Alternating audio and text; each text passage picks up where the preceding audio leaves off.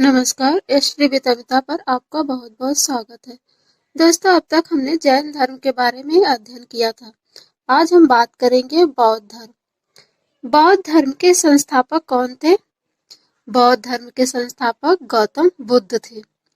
इन्हें एशिया का ज्योतिपुंज भी कहा जाता था, अर्थात light of Asia. Gautam Buddha का जन्म 563 ईसा पूर्व में कपिलवस्तु के लुम्बिनी में हुआ था। इनकी मां माया देवी की मृत्यु बुद्ध के जन्म के 7वें दिन हो गई, जिसके कारण इनका पालन पोषण इनकी मौसी प्रजापति गौतमी ने किया था। इनके बचपन का नाम सिद्धार्थ गौतम था। सिद्धार्थ का अर्थ होता है जिसकी आकांक्षा पूर्ण हो।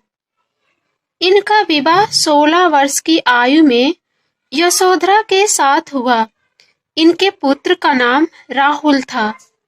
सिद्धार्थ जब कपिलवस्तु के सैर पर निकले तो उन्होंने निम्न 4 दृश्यों को देखा, जिससे उनका हृदय परिवर्तित हो गया। पहला, बूढ़ा व्यक्ति।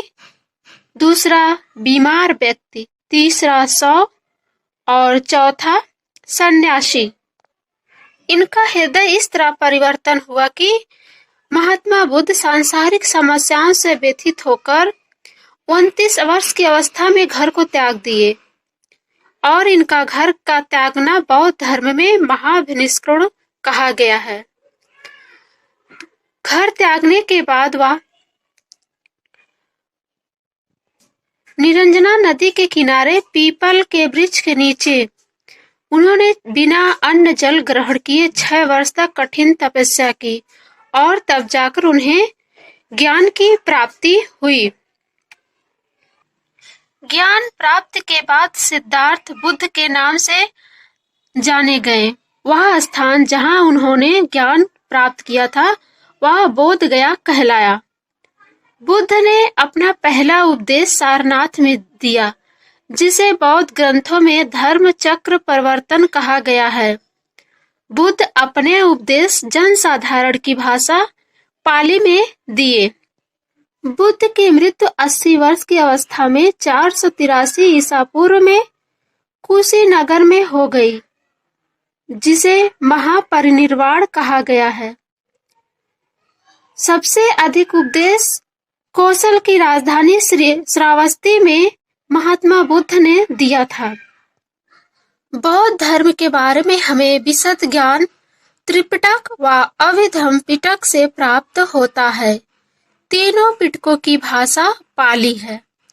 बौद्ध धर्म के त्रिरत्न है, बुद्ध, धम्म एवं संघ। अब हम बात करेंगे बौद्ध संगीत के बारे में। पहला संगीति 483 ईसा पूर्व में राजगृह में इस महाकश्यप की अध्यक्षता में अजातशत्रु के शासनकाल में हुआ था, और दूसरी बौद्ध संगीति हुई थी 383 ईसा पूर्व में वैशाली साबक मीर के अध्यक्षता में कालाशोक के शासनकाल में, और तीसरा बौद्ध संगीत हुआ था 255 ईसा पूर्व में। स्थान था पाटलिपुत्र। अध्यक्ष थे मोगली-पुत्र तीस, और अशोक के शासनकाल में तीसरी बौद्ध संगीति हुई थी।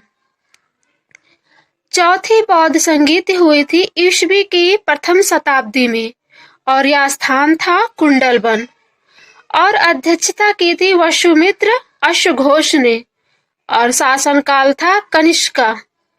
चौथी बौद्ध संगीत कनिष्क के शासनकाल में हुई थी।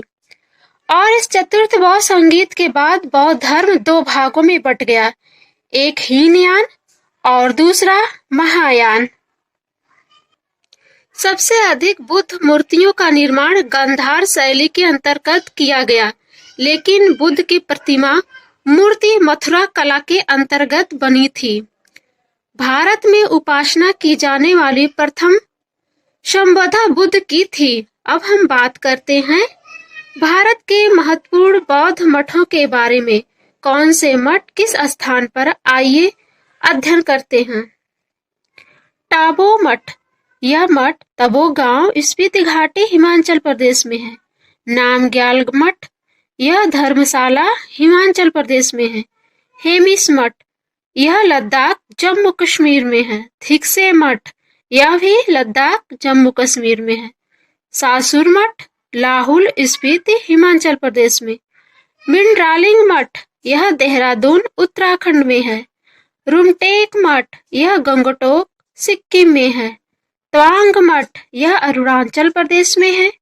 नामड्रालिंग मठ, यह मैसूर कर्नाटक में है।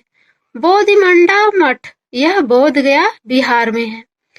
दोस्तों, आज हमने बुद्ध धर्म के जीवन काल से संबंधित बातों का अध्ययन किया।